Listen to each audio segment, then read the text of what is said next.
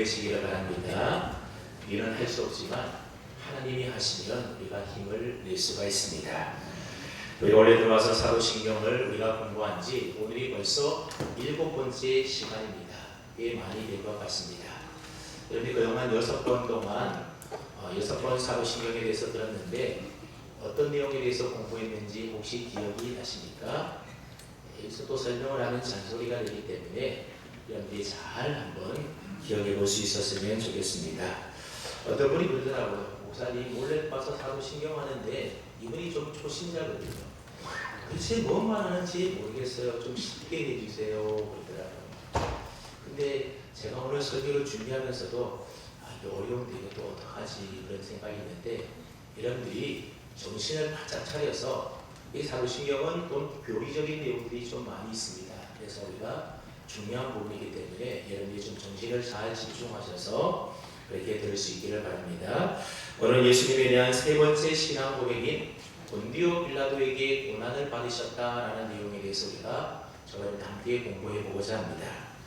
사도신경에 보면 예수님이 성령으로 잉태되어 동정녀 마리아에게서 태어나셨다 그렇게 고백한 이후에 예수님의 생애에 대한 내용들은 사도신경에 모두 다 생략이 되어 있습니다.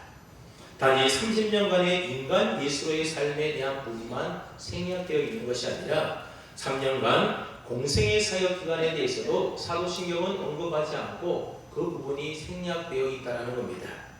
그래서 사도신경은 예수님의 동정녀 탄생 고백한 이후에 곧바로 빌라도에게 고난을 받아 십자가에 못 박혀 죽으셨다. 그렇게 고난에 대해서 죽음에 대해서 고백을 하고 있습니다. 그 다음에 사도신경에서 예수님의 삶에 대하여 생략하고 있는 이유가 무엇이겠습니까? 인간으로 사셨던 예수님의 삶과 공생애라는 것이 별로 중요하지 않거나 의미가 없기 때문에 생략하고 사도신경에서 배웠겠습니까? 그렇지가 않습니다. 그 다음에 사도신경은 왜 예수님의 탄생과 죽음 그 중간에 있는 예수님의 생애에 대한 고백은 없는 것일까요? 근데 사실 알고 보면 없는 게 아니라 있는데 우리가 잘 알지 못할 때가 많이 있다는 겁니다. 사도신경에서 예수님의 전 생애는 본디오 빌라도에게 고난을 받아라고 하는 이 대목에 다 함축되어 있다는 겁니다. 이 말을 달리 말하면 예수님의 탄생과 죽음 사이에 있는 예수님의 전 생애라고 하는 것은 한마디로 무엇이었다는 겁니까? 고난의 생애였다라고 하는 말입니다. 그리고 예수님이 전 생애를 거쳐서 받은 이 고난이라고 하는 것은 본디오 빌라도로 상징되는 어떤 세력에 의해서 받은 고난이었다라는 의미의 말이 바로 본디오 빌라도에게 고난을 받아라고 하는 신앙 고백입니다. 그러니까 사도신경에서 본디오 빌라도에게 고난을 받았다라고 하는 이 고백은 예수님께서 빌라도 한 개인에게 고난을 받았다 그런 고백이 말이 아닙니다. 물론 오늘 본문 말씀해 보게 되면 개인적으로 본디오 빌라도는 예수님의 고난을 가했던 장본인이기도 합니다. 그래서 오늘 본문 1절 말씀해 보면 본디오가 예수님을 직접 채찍질하지 않습니까? 또한 군인들로 하여금 예수님을 때리도록 신문하도록 했고 또한 예수님을 사형 집행인에게 넘겨주기도 했던 사람이 바로 본디오 빌라도입니다. 하지만 한편으로 보게 되면 이 본디오 빌라도는 예수님을 적극적으로 죽이려고 앞장섰던 사람이 아님을 우리가 성경을 통하여 알 수가 있습니다. 오히려 그는 예수님에게 그 어떤 죄도 찾을 수 없다면서 예수님을 3번이나 놓아주려고 했던 사람입니다. 그런데 장로들과 대제사장 즉 유대인들이 예수님을 십자가에 못 박아 죽으라고 했던 겁니다. 그렇다면 여러분 우리가 사도신경을 좀 고쳐야 되지 않겠습니까? 본디오 빌라도에게 고난을 받아가 아니라 유대인들에게 고난을 받아 이렇게 고쳐야 할 것처럼 생각이 됩니다.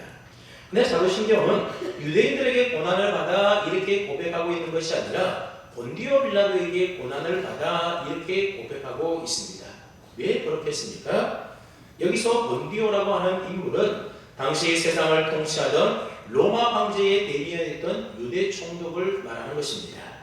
그러니까 본디오 빌라도는 세상 권세 잡은 자의 다른 이름, 즉 대표자로서 이 본디오 빌라도로 하는 이름을 사용하고 있는 겁니다. 더 나아가서 본디오 빌라도는 세상 권세 잡은 세력 전체를 가리키는 상징적인 이름으로서 이 이름이 사용되고 있다는 사실을 우리가 먼저 기억할 필요가 있습니다. 그래서 라틴어 원문이나 영어 사도신경에 보게 되면 본디오 빌라도 아래에서 고난을 받아 또는 본디오 빌라도 통치 아래에서 고난을 받아 그렇게 되어 있습니다. 즉 본디오 빌라도 아래라고 하는 말을 좀 더 정확하게 우리가 해석을 해보면 본디오 빌라도가 예수님 고난의 주체가 아니라 또 예수님 고난의 가해자가 따로 있다라고 하는 겁니다. 예수님은 단지 대리인으로 서 있는 본디오 빌라도 아래에서 고난을 받으셨다라고 하는 것입니다. 지금 말로 하면 본디오 빌라도는 그 당시 법정에서의 판결을 내릴 수 있는 촉독의 자리에 있었기 때문에 예수님의 유죄를 선고하는 세상의 대표자로서 예수님의 고난을 고백하는 사도신경에 등장하고 있는 것이지 그가 예수님의 순환의 주체자로서의 자격으로 등장하는 것이 결코 아니라는 겁니다. 나중에 발견된 빌라도가 로마 황제에게 보낸 편지가 나중에 발견되게 되는데 이 빌라도는 그 일로 인하여 얼마나 고민을 하고 후회했는지가 그 편지에 자세히 잘 기록되어 있습니다. 그런데 어떤 면에서 본다라고 한다면 이 본디오 빌라도라고 하는 사람은 참으로 불쌍한 사람, 억울한 사람 가운데 한 사람이다 그렇게 볼 수가 있습니다. 빌라도는 AD 26년부터 36년까지 유대 지역을 다스리던 로마 제국의 5번째 총독이 바로 이 본디오 빌라도입니다. 괜히 그 당시 유대 총독으로 있는 바람에 그의 이름이 지금 동안 2000년에 거쳐서 전 세계 기독교인들에게 오명으로 그 이름이 불러지고 있다는 겁니다. 그 당시 총독이었다는 그 이유 하나만으로 전 세계 기독교인들이 매 주일 예배 드릴 때마다 사도신경을 통하여 예수님을 죽인 장본인으로 그의 이름을 호명하고 있는 것입니다. 그런데 사도신경에서 본디오 빌라도의 이름은 나름대로 매우 중요한 역할을 하고 있음을 알 수가 있습니다.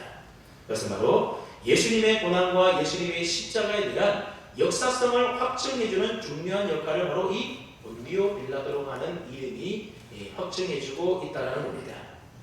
간혹 예수님의 고난을 역사적인 사건이 아니라 신화 속의 이야기로 생각하는 사람들이 종종 있습니다.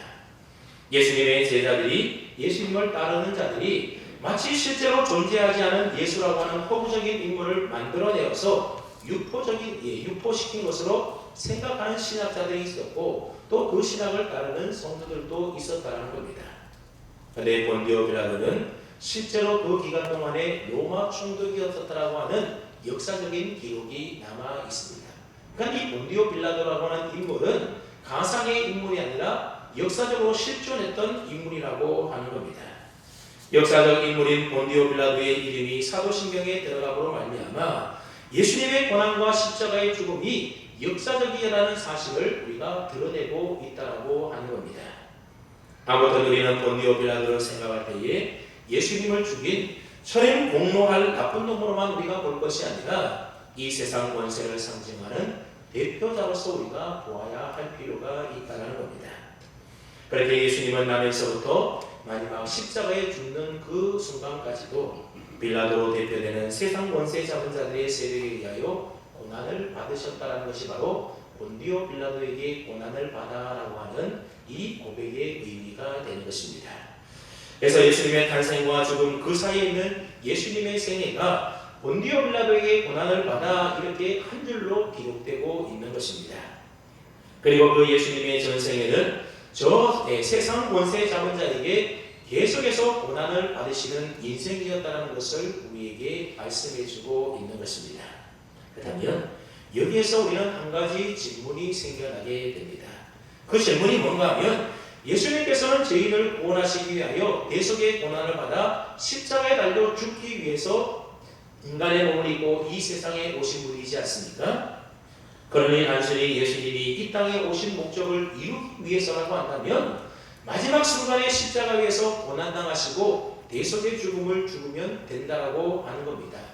그런데 왜 굳이 우리 주님께서는 나면서부터 마지막 순간까지 그 인생 전체를 고난을 받으시고 고난을 당하셔야만 했냐 하는 질문이 생겨나게 되는 겁니다.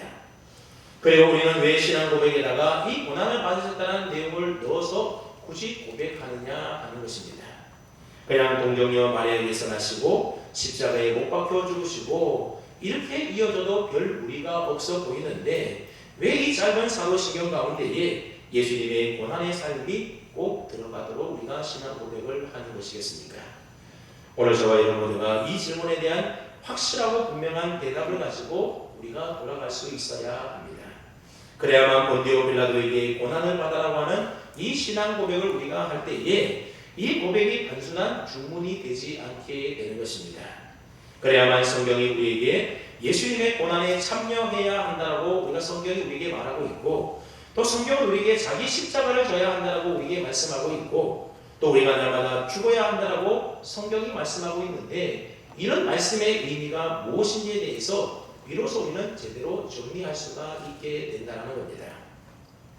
여러분, 예수님이 본디오 빌라도에게 고난받으신 것이 오늘 어떻게 나에게 영적 현실이 되는지 그것을 우리가 그것까지 깨달아야만 오늘 배우는 공부가 가치 있는 공부가 되는 것이지, 그렇지 않고 예수님께서 그저 고난을 받으셨다라고 하는 그 사실에 대해서만 우리가 확인한다라고 한다면 그것은 가치 없는 공부가 되어버리고 마는 것입니다. 그러니까 예수님의 고난이 예수님의 고난으로만 머물러 있어서는 안 되고 우리의 고난으로까지 연결되어 우리의 삶에 적용이 되어야 한다는 겁니다. 그래서 예수님이 빌라도에게 고난을 받으셨다라고 하는 고백을 할 때에 나도 분명히 예수님처럼 고난을 받게 될 것이라고 하는 그 고백을 함께 담아서 우리가 본디오 빌라도에게 고난을 받아 그렇게 신앙 고백을 해야 하는 것입니다. 그러므로 예수님의 고난에 대한 우리의 고백 속에는 나의 고난의 필연성을 함께 고백을 하고 있는 것입니다. 그래서 나도 반드시 그런 고난을 통과할 거야 라고 하는 믿음을 가지고 나의 고난을 확인하면서 우리는 고백해야 하는 것입니다. 여러분, 다시 우리가 좀 앞으로 다시 돌아가서 우리 주님께서는 왜 굳이 남에서부터 마지막 생애를 마치는 죽는 순간까지 고난을 받으셔야만 했던 것일까요? 예수님께서 십자가에서 받으시는 그 고난만으로는 우리를 죄 가운데서 구원할 수 없었기 때문에 예수님은 그의 생애 전체를 통하여 고난을 받으셔야만 했던 것일까요? 그렇지가 않다라는 겁니다. 예수님의 십자가 고난과 죽음은 온 인류를 구원하고도 넉넉히 남을 만한 대속의 고난이었고 대속의 죽음이었다라고 하는 겁니다. 그것으로도 충분했다라고 하는 겁니다. 예수님의 십자가 죽음은 그래서 예수님의 모든 고난의 절정이셨고 결정체였다라고 하는 겁니다.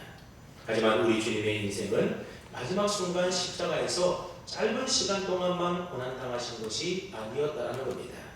우리 주님은 그 인생 전체가 고난의 연속이셨습니다. 여러분, 예수님은 천지 만물을 창조하신 전능하신 하나님과 동일하신 본체를 갖고 계신 삼위일체 하나님의 제2위가 되시는 하나님이 바로 성자 예수 그리스도이지 않습니까?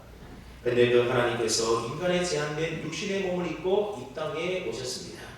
모든 하늘 보좌 영광을 버리시고 자기를 비워서 종의 형체를 가지고 이 땅에 오시게 된 겁니다. 그러니 영광의 주님께서 육신의 몸을 입고 이 땅에 오신 그 성육신 자체가 예수님의 입장에서 본다면 고난 그 자체라고 하는 것입니다. 그래서 신학자 루이스 볼코프는 이런 말을 했습니다. 만군의 주께서 죄의 형태로 사신다라는 것, 무지하신 분이 날마다 죄 있는 사람들 가운데서 사신다라는 것, 거룩하신 분이 죄의 저주받은 세상에서 사신다라는 것, 그 자체가 고난이셨다. 그런 말을 했습니다.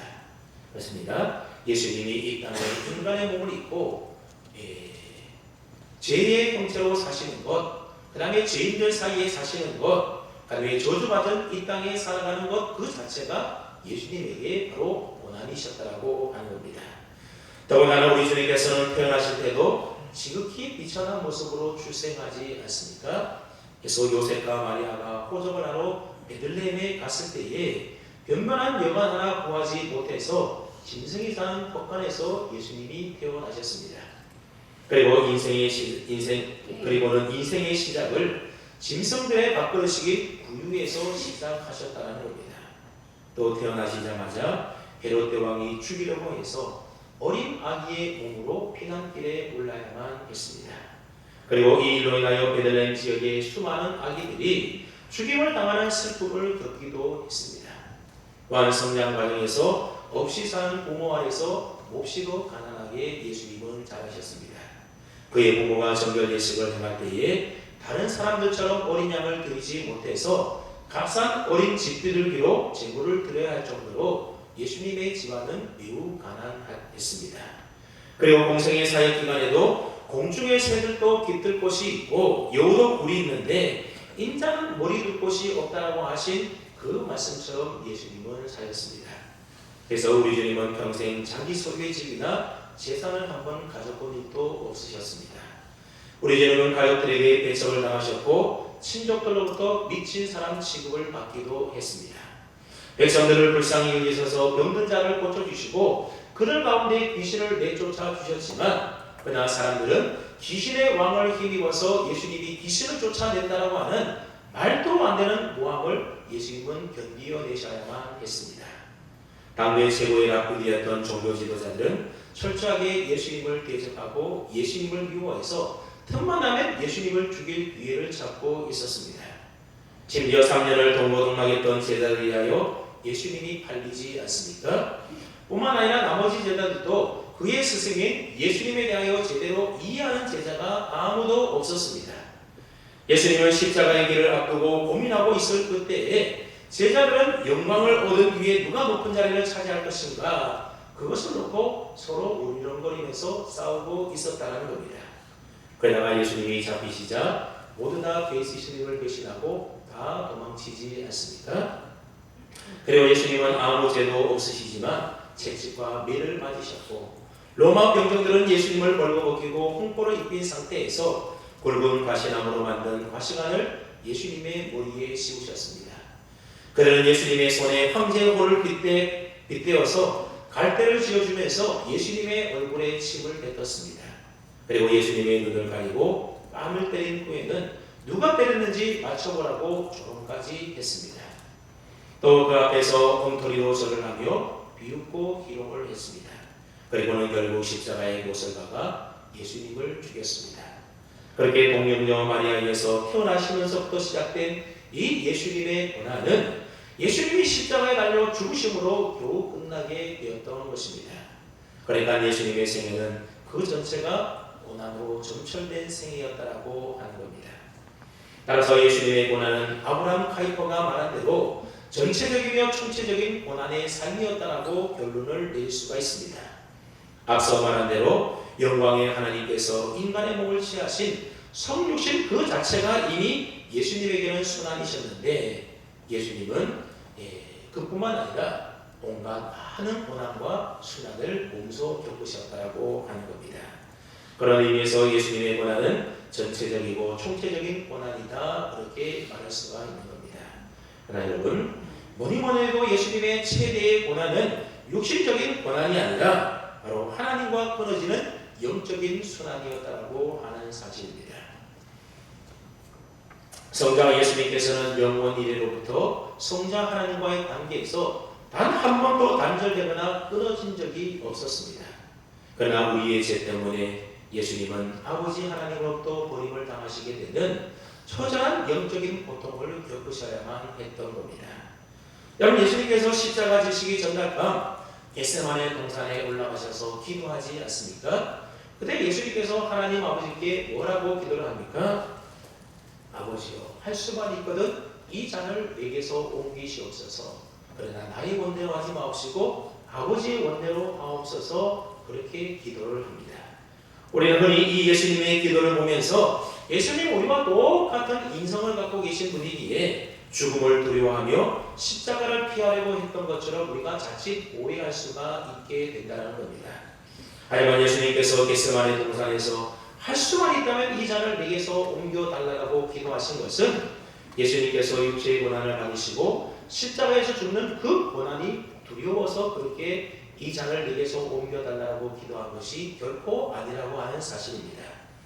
예수님이 정말로 두려워했던 고난은 무엇인가 하면 육체적인 고난이나 죽음이 아니라 영원 전부터 지금까지 단 한 번도 갈라본 적이 없는 하나님 아버지께로부터 단절되고 철저히 버림받는 그 영적인 고난에 대한 두려움이었다고 하는 겁니다. 그리고 죄 없으신 예수님이 모든 인간들이 받아야 될 그 모든 죄를 몸소 그 육체에 짊어지시고 하나님으로부터 버림받고 저주를 받아서 심판을 받아야 되는 그 영적 고난에 대한 두려움이 예수님에게 있었던 것이지, 예수님이 육체적 고난을 당하시고 죽음을 당하는 것에 대한 두려움은 결코 아니었다라고 하는 겁니다. 그래서 예수님은 할 수만 있다면 이 잔을 내게서 옮겨달라고 하는 것은 죽음과 육체적인 고난을 두려워했던 것이 아니라 바로 하나님과의 영적인 단절, 죄를 짊어지고 저주받아서 심판받아 죽어야 되는 그 영적인 고난에 대한 두려움이었다라고 하는 것입니다. 그만큼 예수님께서 당하신 영적인 깊은 고난은 우리의 상상을 초월하는 고난이었던 것입니다. 이처럼 예수님은 평생 육적으로나 신적으로나 영적으로 고난과 순환의 삶을 사셨다라고 하는 겁니다. 다음 여러분, 예수님께서는 왜 이처럼 태어나면서부터 마지막 십자가에 달려 죽으실 때까지 고난받는 순환의 삶을 사셨던 것이겠습니까? 그것은 바로 우리를 사랑하시는 주님의 그 사랑 때문에 이와 같은 모든 순환을 당하신 것입니다. 우리가 마땅히 하나님의 종된 인간으로서 하나님께 순종의 삶을 살아야 하는데, 죄인인 우리들이 순종의 삶을 살기보다는 오히려 불순종의 삶을 살았다는 겁니다. 그래서 내가 주인 되어서 내 하고 싶은 대로 내 마음대로 내 육체의 속도대로 우리가 살지 않았습니까? 그런 우리를 위하여 예수님께서 우리 대신 순종하심으로 스스로 고난에 처하셨다라고 하는 것입니다. 왜냐하면 죄인된 우리에게 하나님의 은혜와 거룩한 의와 영원한 생명과 구원을 얻게 해 주시기 위하여 예수님께서는 몸소 순종하여 순환을 당하셨다라고 하는 것입니다. 그것은 바로 우리를 향한 주님의 사랑이었던 것입니다. 그러니 예수님의 모든 순환의 삶이라고 하는 것은 우리를 사랑하기에 우리를 위하여 자발적으로 하신 순종에서 비롯된 것이었습니다. 심지어 십자가에 죽기까지 하나님에 대하여 순종하는 것을 우리가 볼 수 있는데, 왜 순종하셨다는 겁니까? 왜 고난받으셨습니까? 우리를 사랑하셔서 우리를 거룩한 자로, 의로운 자로 우리에게 영원한 구원과 생명을 주시기 위하여 예수님 스스로 고난받는 순종의 자리에 처하셨다고 하는 것입니다. 그러므로 하나님에 대한 이 순종의 삶에는 반드시 고난이 따르게끔 되어 있는 것입니다.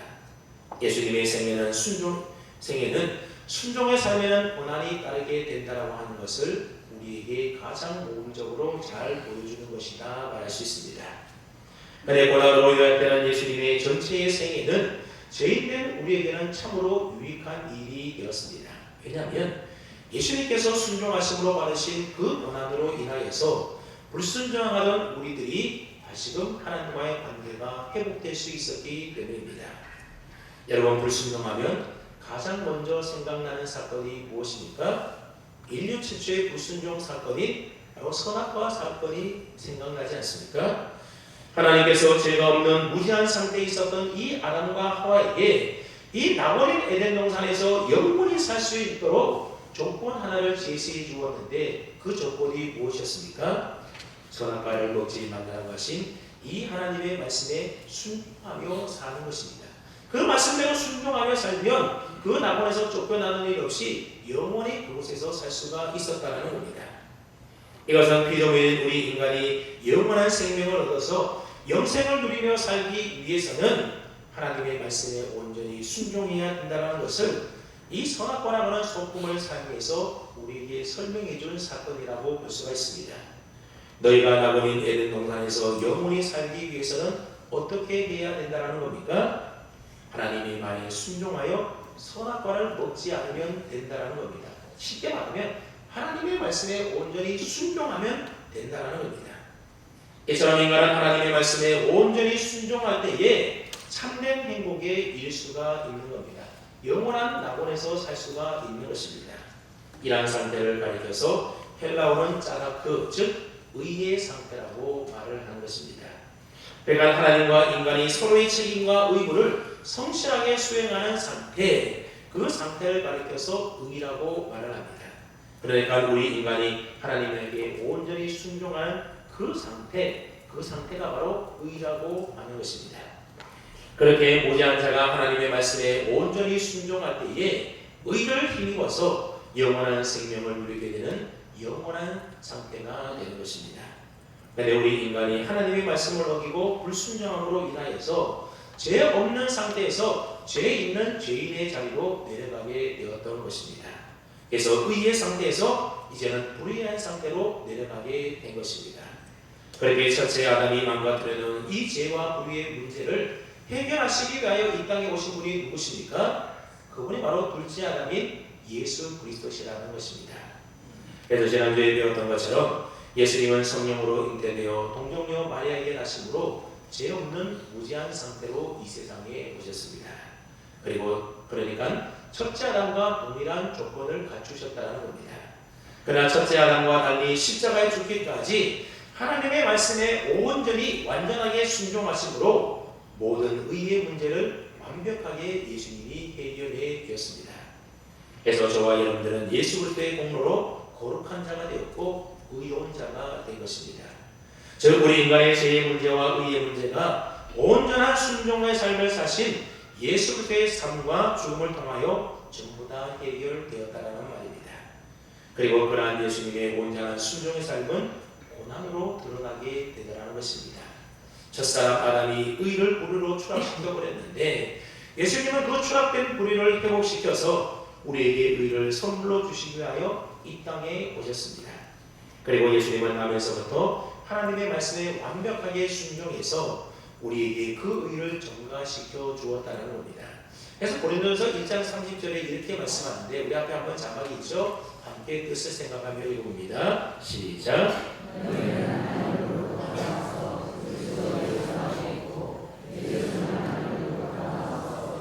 우리에게 지혜와 의로움과 거룩함과 구원함이 되셨으니. 여러분 이 말씀에 보면 예수님께서는 하나님께로부터 나와서 우리에게 무엇이 되셨다는 겁니까? 지혜와 의로움과 거룩함과 구원함이 되셨다는 겁니다.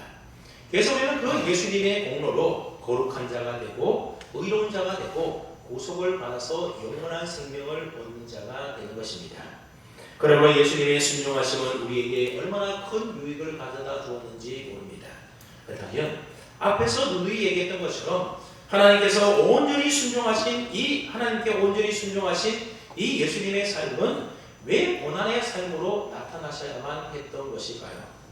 그것은 다름이 아니라 하나님의 영광만을 위하여 순종하며 살아가는 이 하나님의 나라의 삶의 원리가 자신의 영광만을 위하여 내 뜻대로 살아가는 이 세상의 삶의 원리로 들어오게 될 때에 이 둘 사이에는 반드시 충돌이 일어나게 된다는 것을 우리에게 보여주시는 것입니다.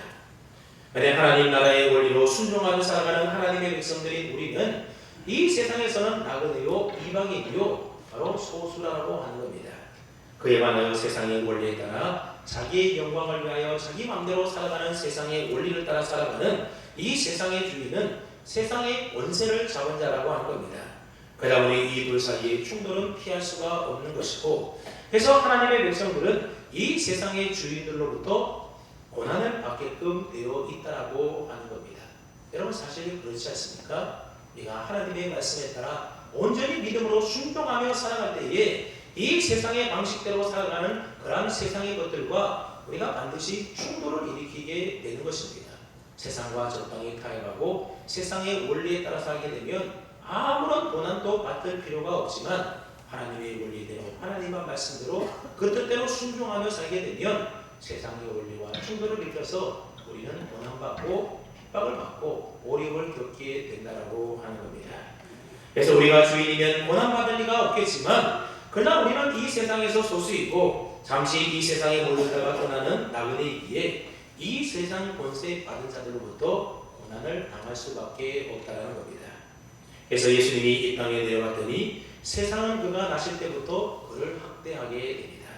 여러분 사실 예수님은 아무런 잘못도 없이 모함을 당하시고 배반을 당하시고 온갖 순환을 당하지 않습니까? 마찬가지입니다. 저와 여러분들도 아무런 잘못 없이 하나님의 뜻대로 하나님의 말씀대로 믿음으로 살려고 할 때에 세상으로부터 고난당하고 핍박을 당하고 왕따를 당하고 어려움을 겪게 되는 일들이 있다라고 하는 겁니다. 하지만 저와 여러분들은 예수 그리스도 안에서 하나님의 백성이 되어서 의로운 자, 거룩한 자가 되었다는 사실을 기억하십시오. 하나님은 아직도 부족하고 연약한 우리를 끊임없이 하나님의 나라의 원리대로 살아가는 하나님의 거룩한 백성으로 우리를 다듬으시고 만들어가고 계신다는 겁니다. 우리가 잘 인식하지 못하고 있어서 그렇지 저와 여러분들은 지금 하나님께로부터 온전히 순종하는 자로 지어져 가고 있는 것입니다. 우리 안에 그 순종이 깊어지면 깊어질수록 뭐가 더 드러나게 된다는 겁니까? 고난이 우리의 삶 속에 더 드러나게 된다는 것입니다. 왜 그렇습니까? 하나님께 순종하면 순종할수록 세상과 더 큰 충돌이 일어나기 때문에 그렇습니다. 그래서 우리가 더 온전하게 순종의 삶을 살아가고자 자기를 부인하는 삶을 살아가게 되면 반드시 우리의 삶에 고난이 따르게 되는 것입니다. 그 고난이 바로 저와 여러분들이 지고 있는 고난의 결정체인 자기 십자가입니다. 예수님은 이 자기 십자가를 지고 예수님을 따르라고 말씀하셨습니다. 하나님은 그러한 세상의 공격을 우리가 당할 때에 막아주시면 참 좋으실 텐데 결코 하나님은 세상으로부터 공격당하고 우리가 고난당할 때에 그 공격당함을 막아주시지 않을 때가 많다라고 하는 사실입니다. 왜냐하면 저와 여러분들은 그런 고난을 통하여 예수님처럼 하나님 아버지를 자유롭게 사랑하는 성숙한 그리스도인으로 성장해 나가기 때문에 그렇습니다. 여러분 고난이 우리를 성장하게 만들어주는 겁니다. 그래서 하나님은 때때로 우리가 고난당할 때에 그 고난을 막아주시지 않는다는 겁니다. 왜 그렇습니까? 우리를 더 영적으로 성장시키기 위해서. 여러분 예수님의 순종과 십자가의 삶이라고 하는 것은 아버지 하나님을 향한 예수님의 자유로운 사랑의 표출이셨습니다. 여러분 여기서 말하는 자유로운 사랑이라고 하는 것은 사랑할 대상의 자격과 조건에 상관없이 무조건적으로 그 대상을 사랑하는 것이 바로 자유로운 사랑입니다. 그것이 바로 하나님 나라의 사랑이고 예수 그리스도의 사랑인 것입니다. 상대방이 사랑스러운 일을 했을 때에 그 사랑스러운 조건을 가지고 있을 때에 그것 보고 하는 사랑은 자유로운 사랑이 아니라 조건적인 사랑인 것입니다. 하나님께서 내가 원하는 것 다 해주시고 내가 원하는 소원 다 들어주시고 내 인생의 문제 다 해결해 주어서 그래서 내가 하나님을 사랑한다고 하면 그것은 하나님을 사랑하는 것이 아니라 무엇을 사랑하는 것입니까? 조건을 사랑하는 것이 되는 겁니다. 내가 사랑의 대상이 나에게 뭔가를 해주었기 때문에 내가 그를 좋아하고 그를 사랑하게 된다면 그것은 자유로운 사랑이 아니라 조건적인 사랑인 것입니다. 그런 사랑은 아무나 할 수 있는 사랑인 것입니다. 하나님이 내 소원 들어주시고 내 병 고쳐주셔서 그래서 내가 하나님을 사랑한다고 하면 여러분 그런 사랑은 지나가는 개나 고양이도 다 할 수 있는 사랑에 불과합니다. 여러분 길고양이 한번 보면 길고양이 사람을 잘 안 따릅니다. 그래서 길고양이 가가지고 손을 내밀어 좀 만져보려고 하면 금세 도망을 쳐버립니다. 여러분 그런 길고양이도 자꾸 먹이를 주다 보면 어느새 그 고양이가 이 먹이를 주는 사람을 따르고 좋아하는 것을 보게 됩니다. 왜 좋아합니까? 먹이를 주니까 좋아하고 따르게 되는 겁니다. 여러분 이런 조건적인 사랑에는 참된 행복이 없습니다. 쉽게 질려버리게 됩니다. 만약 내가 이런 조건을 공급해 주지 않는다고 한다면 언제든지 나를 버리고 나를 떠날 수 있는 것이 바로 조건적인 사랑이지 않습니까? 하나님은 결코 우리가 하나님을 사랑할 때에 그런 사랑하기를 원하지 않는다는 겁니다. 그러니 이런 조건적인 사랑은 우리가 아무리 받는다 하더라도 나의 조건 때문에 사랑해 주니 여러분 내가 행복하겠습니까? 내가 부자이기 때문에 내가 뭐 가지고 있기 때문에 그래서 누군가가 나를 사랑한다고 한다면 그것은 나를 진심으로 사랑하는 것이 아닌 것이 되는 겁니다. 그러니 그런 사랑받아도 우리는 행복할 수가 없는 것입니다. 하나님은 우리에게 그런 사랑 원치 않는다는 겁니다. 하나님은 우리가 어떠한 상황 어떠한 처지에 놓인다 하더라도 아무 조건 없이 무조건 하나님 사랑해 주기를 원하십니다. 왜냐하면 하나님이 우리를 그렇게 사랑하기 때문에 그렇습니다. 그래서 때로는 하나님이 나를 돌아보시고 계시는 거야. 하나님이 왜 이렇게 침묵하고 계시지? 하나님이 정말로 사랑이신다면 나에게 어떻게 이런 일들을 허락할 수 있어? 여러분 그런 삶의 환경, 그런 고난 우리가 당할 때가 있습니까? 없습니까? 있다라는 겁니다. 그러면서 우리를 그때도 우리를 향하여 하나님은 그럼에도 불구하고 너는 나를 사랑할 수 있겠니? 그렇게 물어보신다는 겁니다. 이처럼 하나님은 우리에게 조건 없는 자유로운 사랑을 가르치시기 위해서, 그래서 우리로 하여금 더 성숙한 그리스도인이 되게 하시기 위해서 우리가 고난 당할 때에 세상의 공격으로부터 막아주지 않을 때가 많은 것입니다. 고난 받을 그때에 나는 이런 하나님이라면 정말 나는 믿지 않는데, 그렇게 해서 나가 떨어지는 자라면 그 사람은 뭐라는 겁니까? 하나님을 사랑한 자가 아니고 가짜라는 것을 하나님이 보여주시는 것입니다. 따라서 저와 여러분들은 예수님을 믿으면서 당하는 필연적인 그 고난 속에서도 하나님, 저는 이런 상황 가운데서도 하나님을 여전히 이렇게 사랑합니다. 이 사랑 하나님이 내게 주셨군요. 감사합니다. 그렇게 고백할 수 있는 믿음의 사람이 되어야 될 줄로 압니다. 그 사람이 성숙한 그리스도인이고 그 사람이 온전한 믿음의 사람인 것입니다. 그렇게 극심한 고난을 우리 모두가 통과할 수 있어야 하겠습니다. 이처럼 극심한 고난을 통과하고 있는 사람이 그 고난을 허락하고 계신 하나님을 그럼에도 불구하고 여전히 사랑하는 것, 그것이 무엇입니까? 그것이 바로 예수님이 하나님을 사랑하셨던 자유로운 사랑이라고 하는 겁니다. 그것을 다른 말로 하면 온전한 순종이다, 그렇게 말할 수가 있습니다. 그러니 온전한 순종은 자유로운 사랑의 또 다른 표현이다, 그렇게 말할 수 있는 겁니다. 이 온전한 순종을 배우기 위하여 우리는 반드시 고난을 통과해야 하는 것입니다. 다시 여러분, 지금까지 인생을 살아오면서 여러분들이 행복했던 순간을 한번 가만히 떠올려 보십시오. 그때 여러분은 무엇 때문에 행복해 하셨습니까? 돈 때문입니까? 명예 때문입니까? 인기나 건강 때문입니까? 아마 그렇지 않을 것입니다. 우리가 정말로 행복했던 그 순간을 떠올려 보면 진정으로부터 사랑하고 사랑받았을 그때가 진정으로 행복한 순간이었다는 것을 기억해낼 것입니다. 누군가에게 지독한 사랑을 우리가 베풀었을 그때에, 또 누군가로부터 나의 자격과 조건과 무관한 과분한 사랑을 우리가 받았을 그때에, 그때가 진정으로 우리 인생의 행복한 순간이었다는 겁니다. 그때는 가난해도 행복했었고, 없어도 행복했었고, 못 배워도 행복했었고, 아프고 힘들어도 행복했었다는 겁니다. 여러분, 그게 바로 자유로운 사랑의 힘인 것입니다. 그럼 여러분, 혹시 지금 여러분들 고난 가운데 있습니까? 지금 겪고 있는 그 고난은 지금 여러분들이 하나님을 향하여 자유로운 사랑을 배울 수 있도록, 온전한 순종을 배울 수 있도록 하나님이 허락하신 좋은 기회의 선물인 줄로 믿으시기를 바랍니다. 그래서 야고보서에 보면 너희가 시험을 만나거든 온전히 기쁘게 여기라, 그렇게 말하고 있습니다. 시험이 우리에게 기쁨이 된다는 겁니다. 그리고 그거를 통하여 내가 매일 죽는 순종의 삶을 살아가고 저와 여러분 모두가 더 영적으로 성장해가고 성숙해 나가게 되는 것입니다. 그러므로 여러분 고난 당할 때에 자꾸만 피하려고만 하지 마시고 그 고난을 기쁘고 밝게 받을 수 있기를 바랍니다. 그 고난 가운데서도 온전히 하나님의 말씀 붙들고 믿음으로 순종하고, 나는 이 환경과 모든 조건을 뛰어넘어서 나는 여전히 하나님 사랑합니다. 하나님의 말씀대로 믿음으로 살아갑니다. 하나님만 붙들고 의지합니다. 여러분, 이렇게 살아가는 것이 올바른 믿음의 사람들의 모습 아니겠습니까? 바라기는 예수님께서 온전히 순종하심으로 고난을 받으셨던 것처럼 고난을 통하여 더 온전하고 성숙한 순종의 사람이 될 수 있는 저와 여러분 될 수 있기를 주님의 이름으로 축원합니다. 아멘.